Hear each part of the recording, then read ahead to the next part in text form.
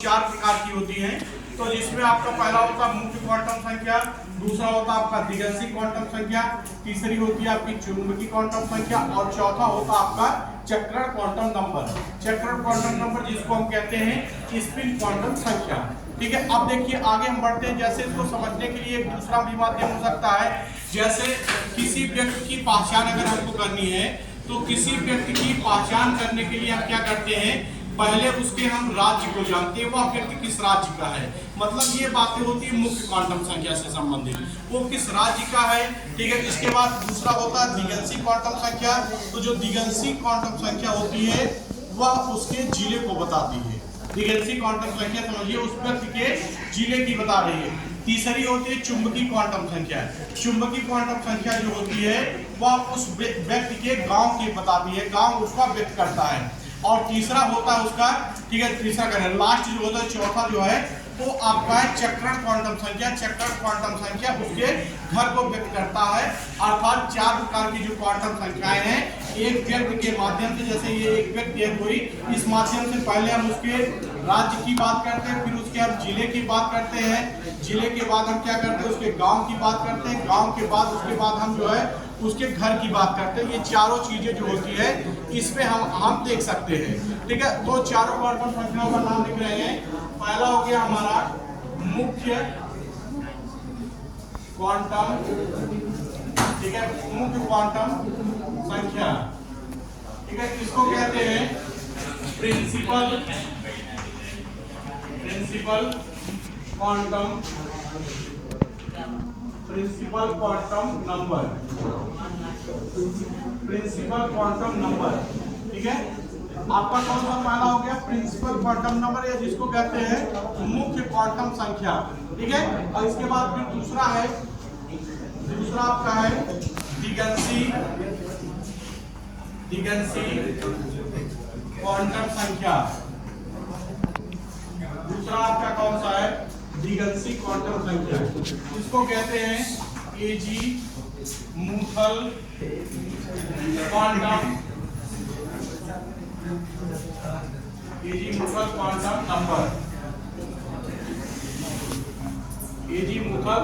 Number. इसके बाद फिर तीसरा है आपका वो है आपका चुंबकीय क्वांटम संख्या।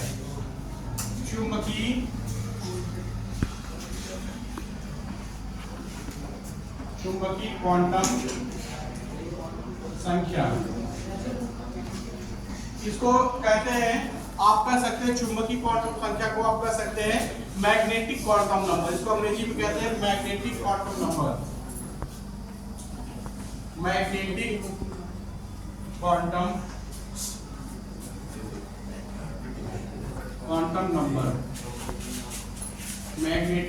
नंबर। और इसके बाद फिर चौथा जो है आपका वो है आपका चक्रण क्वांटम संख्या। चक्रण क्वांटम संख्या,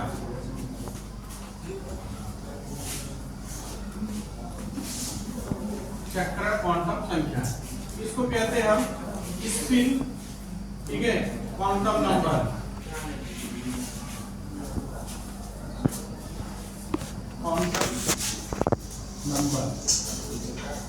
ठीक है, इस तरीके से आप चारों क्वांटम संख्याओं का नाम देख करके भी नोट कर सकते हैं। चार क्वांटम संख्या आपको बताई गई। पहला बताया गया आपको मुख्य क्वांटम संख्या, दूसरा बताया गया आपको द्विगंशी क्वांटम संख्या, तीसरा बताया गया आपको चुंबकीय क्वांटम संख्या और चौथा बताया गया आपको चक्रण क्वांटम संख्या। ठीक है, अब देखिए हम थोड़ा सा आगे बढ़ते हैं। देखिए अगर हम बात करते हैं अगर मुख्य क्वांटम संख्या को, तो मुख्य क्वांटम संख्या को हम क्या करते हैं स्मॉल एन से प्रदर्शित करते हैं। ठीक है, मुख्य क्वांटम संख्या क्या होती है, इसको हम स्मॉल एम से प्रदर्शित करते हैं। ठीक है, अब ये जैसे किसी तत्व का आप इलेक्ट्रॉनिक विन्यास करते हैं तो जो उसमें आपका, जैसे अभी एक एग्जाम्पल मैं बताऊंगा, पहले सब संख्याओं को समझ लीजिए। तो जो मुख्य क्वांटम संख्या होती है उसको हम किससे प्रदर्शित करते हैं स्मॉल एन से।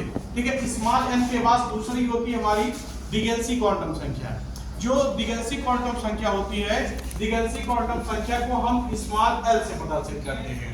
ठीक है, और जो यल का मान होता है, ठीक है, वो जो आपके उपकोष होते हैं यस पी डी एफ, अगर यस है तो वहां पर जो दिगंशी क्वांटम संख्या होगी, यस में 0 होता है, पी में 1 होता है, इसके बाद आपका डी में जो है 2 होता है और आपका एफ में 3 होता है। ठीक है, और दूसरे शब्दों में आप ऐसे भी कर सकते हो कि अगर यल का जो है 3 मान है, ठीक है, 3 मान है तो यल के भी जो है 3 मान होंगे, वो संख्या 0 से शुरू होती है। फिर सुनिए, yes P D F, yes का मतलब होता है 0, ठीक है, जो आपका दिगंशी क्वांटम संख्या होती है उसका जो मान होता है वहां पर ये माना जाता है कि अगर हम यस पी डी एफ में देख रहे हैं तो यस का मतलब होता है 0 और पी का मतलब होता है 1, डी का मतलब होता है 2 और एफ का मतलब होता है 3। ठीक है, इस तरीके से आप जो है आप दिगंशी क्वांटम संख्या या फिर एल का मान निकाल सकते हैं। इसके बाद फिर आता है आपका चुंबकीय क्वांटम नंबर। तो देखिए, चुंबकीय क्वांटम नंबर को हम क्या करते हैं, स्मॉल m से प्रदर्शित करते हैं। ठीक है, स्मॉल m या फिर कह सकते हो कि ml, ठीक है, या फिर हम किससे प्रदर्शित करते हैं, ml से। दो इसके हैं, चाहे आप m से प्रदर्शित करते हो या फिर चाहे ml से प्रदर्शित करते हो। ठीक है, दोनों कंडीशन होती है। ठीक है, इसके बाद फिर इसमें देखा गया, ठीक है, तो इसमें जब देखा जाता है जो यम का मान होता है, जो आप कोष बनाते हो, ठीक है, जैसे उसमें इलेक्ट्रॉन भरने के लिए बनाते हो तो वहां से जैसे बीच में जो होता है वो 0 होता है, दाहिने तरफ आपका प्लस, उसके बाद फिर +1 +2 और बाएं तरफ -1 -2, इस तरीके से इसमें चलता रहता है। इसके बाद फिर अगला होता है, तीसरा है चक्रण क्वांटम संख्या। तीसरा आपका कौन सा है, चक्रण क्वांटम संख्या। तीसरा नहीं, ये चौथा। चक्रण क्वांटम संख्या को हम यस से प्रदर्शित करते हैं। चक्रण क्वांटम संख्या को हम जो है यस से प्रदर्शित करते हैं। इसके बाद और इसको देखिए, चक्रण क्वांटम संख्या जो होती है इसके लिए 2 मान होते हैं। अगर हमारा इलेक्ट्रॉन जो है क्लॉकवाइज है, ठीक है, अगर इलेक्ट्रॉन हमारा क्लॉकवाइज है तो +1/2 हम उसका मान लिखते हैं, और अगर हमारा इलेक्ट्रॉन एंटी क्लॉकवाइज है, एंटी क्लॉकवाइज है तो हम उसका मान -1/2 लिखते हैं। ठीक है, फिर से सुनिए भाई, अगर आपको चुंबकीय अगर आप क्वांटम संख्या में चौथी क्वांटम संख्या का अध्ययन कर रहे हैं, चौथी क्वांटम संख्या आपकी है चक्रण क्वांटम संख्या। तो चक्रण क्वांटम संख्या को हम क्या करते हैं, यस से प्रदर्शित करते हैं, और जब यस से प्रदर्शित करते हैं तो इसमें जैसे किसी इलेक्ट्रॉन का अगर आप मान लिखते हैं तो इलेक्ट्रॉन का मान लिखने के लिए क्या करते हैं, 2 चीजों का प्रयोग करते हैं। अगर हमारा इलेक्ट्रॉन क्लॉकवाइज मूवमेंट कर रहा है, क्लॉकवाइज में है, ठीक है, तो वहां पर हम क्या करते हैं, इसका मान प्लस लिखते हैं, +1 लिखते हैं, और अगर एंटी क्लॉकवाइज कर रहा है तो वहां पर हम माइनस लिखते हैं। अब हम एक उदाहरण के माध्यम से आपको समझा रहे हैं। उदाहरण लेते हैं, इसको क्वांटम संख्या का प्रयोग कैसे करते हैं उस चीज को मैं बता रहा हूँ। देखिए, पिछले क्लास में मैंने बताया था आपको, आप बाउल आप क्वांटम संख्या को ज्ञात करने के लिए हम उस आप बाउल का प्रयोग करते हैं। ठीक है, आप बाउल जैसे हम कोई कंपाउंड लेते हैं, ठीक है, पहले छोटा सा लेते हैं, उसके बाद फिर आगे हम आपको और आगे बढ़ते हैं। ठीक है, जैसे हमने लिया तो आपको लिया स्कैंडियम का परमाणु क्रमांक होता है 3। ठीक है, स्कैंडियम, अब ये प्रश्न आ गया आपके पेपर में कि स्कैंडियम के अंतिम इलेक्ट्रॉन के लिए चारों क्वांटम संख्याओं का मान ज्ञात कीजिए। ठीक है, प्रश्न आपको मिल गया। प्रश्न आपका क्या था कि स्कैंडियम के अंतिम इलेक्ट्रॉन के लिए चारों क्वांटम संख्याओं का मान ज्ञात कीजिए। ठीक है, तो इसमें हम क्या करते हैं, ठीक है, कहाँ इसमें इसका इलेक्ट्रॉनिक विन्यास करते हैं। देखिए, 1s2 according to the about, ठीक है, अबाउट से इसका हम करते हैं। तो ये क्या हो गया, 1s2, फिर उसके बाद 2s2, इसके बाद फिर 2p6, 3s2, ठीक है, 3p6, 4s2। अब हम क्या करते हैं, इलेक्ट्रॉनों को गिन लेते हैं, 2 2 4 10 2 12 6 18 तो 20। ठीक है, अभी एक इलेक्ट्रॉन आपका कम है, तो इसमें क्या करेंगे हम आगे, ये हो जाएगा 3d1। ठीक है, तो क्या हो गया, ये आपका क्या गया, 3d1 आ गया। अब ये कहा गया है कि इसके अंतिम इलेक्ट्रॉन के लिए, ठीक है, इसको क्या कहा जा रहा है, इसके अंतिम इलेक्ट्रॉन के लिए चारों क्वांटम संख्याओं का मान बताना है। ठीक है, तो आप यहाँ बीच में लिख देते हैं कि क्या हो गया, हमारा 3d1 हो गया। ठीक है, 3d1 हो गया। इसमें हम क्या करेंगे, चारों क्वांटम संख्याओं का मान निकालेंगे। तो कैसे होगा, पहला देखिए, हम क्या पहला हमारा बताया गया था कि पहला होता है हमारा, पहला सबसे पहले हम अध्ययन करते हैं मुख्य क्वांटम संख्या को। ठीक है, सबसे पहले हम अध्ययन करते हैं पहली जो है मुख्य क्वांटम संख्या। तो उसमें जो होता है आप देखेंगे n, मुख्य क्वांटम संख्या को आप किससे लिखते हैं, n से लिखते हैं। ठीक है, तो n बराबर इसमें आपका कितना आ जाएगा, 3 आ गया। ठीक है, अब n बराबर 3 आ गया।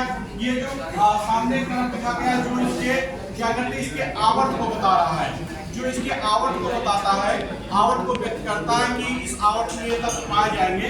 ठीक है, तो उसके अकॉर्डिंग क्या होता है, जो आपकी मुख्य क्वांटम संख्या होती है, मुख्य क्वांटम संख्या, जहां से हमने बताया था कि आप किसी भी तत्व का इलेक्ट्रॉनिक विन्यास करने पर जिसमें अंतिम इलेक्ट्रॉन जिस कोष में जाता है, ठीक है, उसी के अध्ययन पर, उसी के आधार पर इसका हम क्या करते हैं, अध्ययन करते हैं। तो इसके गया तो 3d1 में गया, तो 3d जो होता है ये हमारा क्या हो जाएगा, n बराबर हमारा 3 आ जाएगा। ये मुख्य क्वांटम संख्या हो गई। इसके बाद हम क्या करेंगे, l का मान निकालेंगे। l के मान के लिए होता क्या है, ठीक है, l के मान निकालने के लिए हम क्या करते हैं, जैसे हमने बताया आपको s p d f। ठीक है, तो s जो होता है हमने बताया था, अगर आप l का मान निकाल रहे हैं, अगर s बराबर दिया गया है तो s बराबर क्या होता है, 0 होता है, p बराबर क्या होता है, 1 होता है, और d बराबर क्या होता है आपका 2 होता है, और f बराबर 3 होता है। ठीक है, ये एक मान है जो कि आप इसका प्रयोग कर सके। इसी मान के आधार पे आपको जो है दिगंसी क्वांटम संख्या, जिसको इंग्लिश में एजीमुथ का क्वांटम नंबर कहते हैं, उस क्वांटम संख्या को आप निकाल सकते हैं। ठीक है, तो इसमें l बराबर क्या हो जाएगा आपका, ठीक है, d आपका होगा 2 हो जाएगा। ठीक है, l बराबर क्या होगा, o आपका क्या होगा, 2 हो जाएगा। ठीक है, तो इसके बाद फिर आगे हम देखते हैं, देखिए इसके जैसे अगर n बराबर 3 आया, ठीक है, n बराबर अगर 3 आया है तो l के जो मान होंगे 3 होंगे, तो 3 मान का मतलब क्या हो गया आपका, 0 हो गया, 1 हो गया, 2 हो गया, इसका भी 3 मान आ गया। ठीक है, इसके भी 3 मान हो गए। अब इसमें हम थोड़ा सा एक कदम और आगे बढ़ते हैं। जब एक कदम और आगे बढ़ते हैं तो इसमें देखते हैं जैसे d है, तो d कोष में, ठीक है, d में हम ऐसे बना लेते हैं। ठीक है, इस तरीके से बनाते हैं, 1 2 3 3, इसके बाद फिर क्या हो गया 5, 1 1 2 3 4 5, ये डी के लिए बनाया गया है। हमें इसमें से निकालना है कि जो मैग्नेटिक क्वांटम नंबर क्या होती है, उसको निकालने के लिए हम क्या करते हैं, ये हमारा 0 हो गया, ये हमारा +1 +2, ये हो गया -1 -2। ठीक है, इस तरीके से हो गया। तो ये आपका n का मान यहाँ से आपका अंतिम इलेक्ट्रॉन इसमें है। अब इसी में हमने बताया था कि जैसे ये बीच में 0 हो गया और अंतिम इलेक्ट्रॉन इसमें है। ठीक है, तो इसमें जो है तो यहाँ से m का जो मान आ जाएगा, m का मान -2 आ जाएगा। ठीक है, m का जो मान आता है वो क्या होता है, -2 आता है। ठीक है, और इसके बाद फिर आगे हम बढ़ते हैं, इसमें से हमको s का अगर मान निकालना है, ठीक है, s का मान अगर निकालना है तो s के मान को निकालने के लिए हम इसी में क्या करते हैं, इलेक्ट्रॉन की जो है हिस्ट्री को देखते हैं कि हमारा इलेक्ट्रॉन क्लॉकवाइज है कि एंटी क्लॉकवाइज है। ठीक है, अगर इलेक्ट्रॉन हमारा क्लॉकवाइज है, ठीक है, तो वहां पर जो आपका s का जो मान आएगा वो जो आपका मान आएगा प्लस में आएगा। ठीक है, और नहीं तो जो है वो माइनस में आएगा। तो यहाँ पर हमारा जो इलेक्ट्रॉन है वो आपका क्लॉकवाइज है, तो यहाँ पर क्या हो जाएगा, 1 प्लस आपका 1/2 हो जाएगा। ठीक है, तो इस उदाहरण के माध्यम से आप किसी भी तत्व का इलेक्ट्रॉनिक विन्यास निकाल लेंगे।